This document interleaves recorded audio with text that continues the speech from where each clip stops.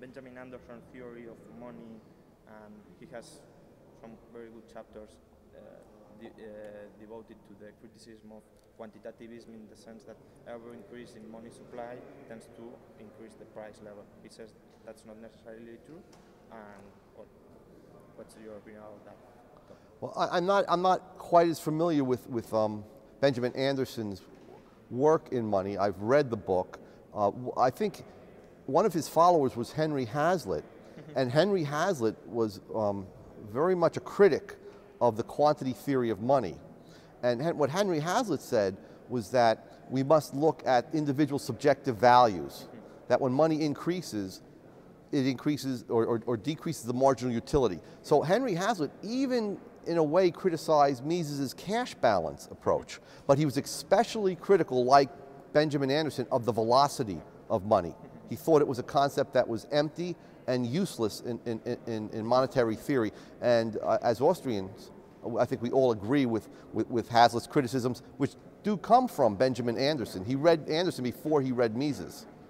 But precisely because of this, don't you have the impression that as Austrians we have a subjective theory of value, a subjective theory of how money comes about, a dynamic concept of entrepreneurship? Yes. Don't you think that we are using much more than was recommendable, was good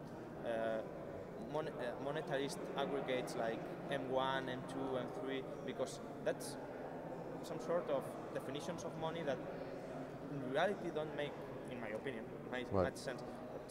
That's a very good question. The question of whether or not we can aggregate the money supply. And I think if you look at what Mises thought of aggregates and what Rothbard thought of aggregates, you'll see that you can't aggregate things that are different, that are heterogeneous. You can't aggregate a nation's total wealth or its total income. However, you can, if you go back to Menger and Bombawerk, aggregate supplies of things that are the same, that are similar. So we have a supply of apples. Yeah.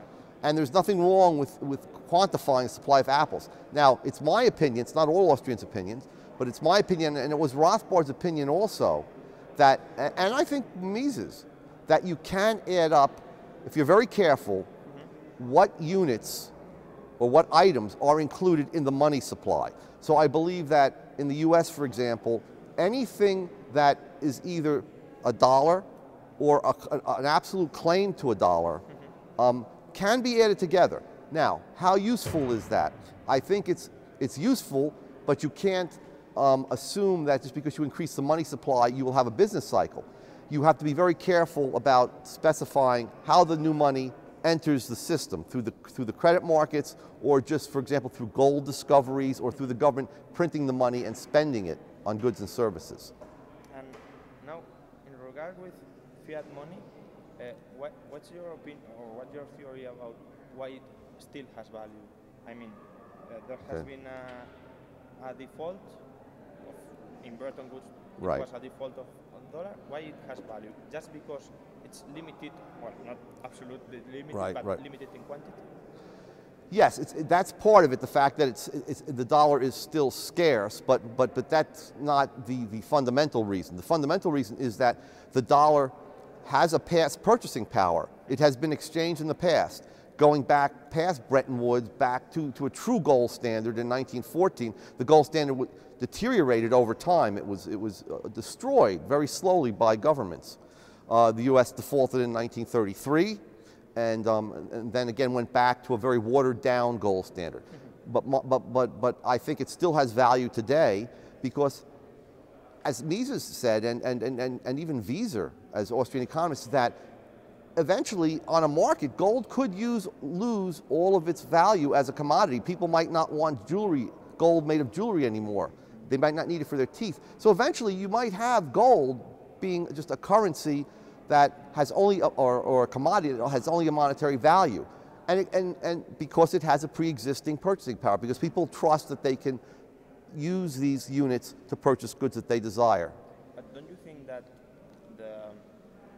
sounds a bit strange maybe, but don't you think that the assets of the Federal Reserve play a role in maintaining, keeping the value of the dollar? I mean, when you have a monetary crisis, for example, the International Monetary Funds lend money to the central bank that has a currency crisis. That's because that assets play a role in managing the markets. Right, but what you're saying is correct, but that the International Monetary Fund basically is backed up by US dollars. It's financed by US dollars. There isn't any gold that plays any sort of an active role. So unfortunately, maybe, the US dollar is an asset that is trusted throughout the world. So that this is where I disagree a little bit with Philip Baggis, so I think he's doing very important work. And maybe very important ideas will come out of this. But at this point in time, I believe that the Federal Reserve balance sheet doesn't matter,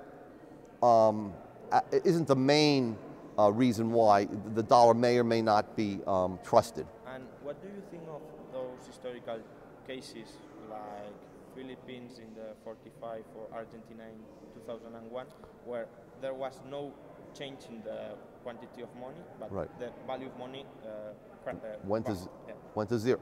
Yeah. The Philippines is a very good example. In fact, Henry Hazlitt talked about this. He said overnight, the money that was introduced by the Japanese in the Philippines lost all value. But that's because the demand for money fell to zero, because they knew that when the Americans came in, they would either impose the US dollar or restore the old Philippine currency. I'm not sure what actually happened, but the Japanese currency was no longer accepted. Now, remember though, in Iraq, when the Americans came in and they overthrew Saddam Hussein, the dinar was still actively used, and it was a fiat currency. And in fact, it increased in value against the dollar for a while.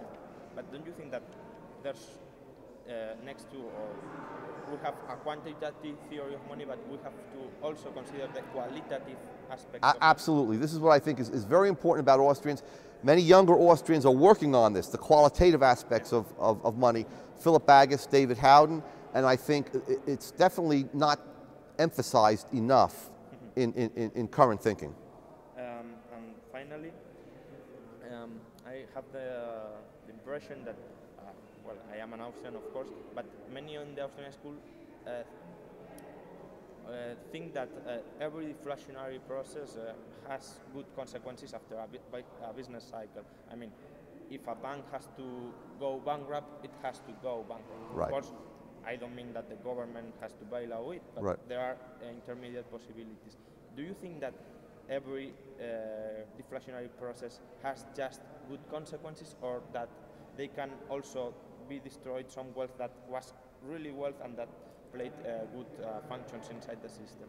So are you saying that, maybe I don't understand your question. It's the question of if there's a secondary contraction, if the possibilities of a secondary contraction. Oh, okay. Oh, secondary contraction.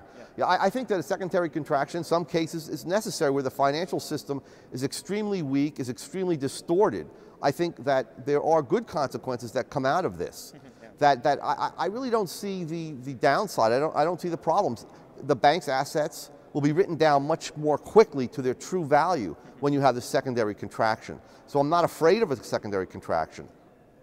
But I mean, maybe you can have that people want to increase its cash holdings not because they really need it, but because everyone is demanding cash holdings, like a prisoner's dilemma case. And that would destroy real wealth because you force a bankruptcy process in a bank, but that's not necessary. No, I mean, even if that happens, I don't think you destroy real wealth, because you don't destroy the machines, the factories, the software programs. They're still there.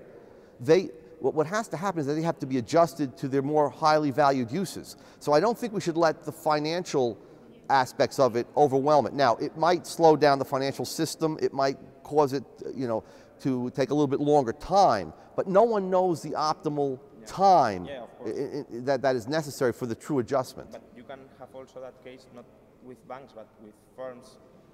You suppose that they have issued very short-term paper, and they can cannot roll over it because the cash, the higher demand, and that in that case, it's obvious that you destroy real wealth because the firm has to be liquidated. Right, there are costs to liquidating the firm, and what you're saying is that the firm may very well be viable, and if we didn't have the secondary contraction. But the secondary contraction also has other work to do in the sense that it has to get rid of some of the financial institutions, because if you bail them out or if you prevent the secondary contractions, you may stop that process. So then I would agree maybe some real wealth will be destroyed, but that might be a necessary cost. So I will put it that way.